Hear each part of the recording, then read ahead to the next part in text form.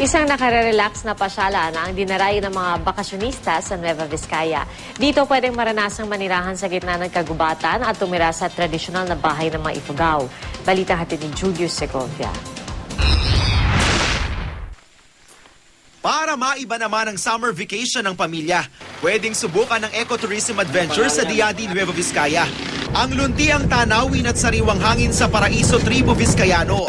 Talaga namang relaxing. Sa gitna ng mahigit 1,000 hektarya ng reforested area, mararanasang manirahan sa gitna ng kagubatan. Pwedeng manuluyan sa mga tradisyonal na bahay sa Ifugao Village.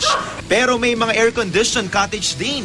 At sa halagang 50 pesos, may enjoy ng pamilya ang napakagandang swimming pool. Sa mini zoo naman, makikita ang makulay na peacock, sawa, mga usa, tupa, naglalakihang ostrich at iba pang mga hayop.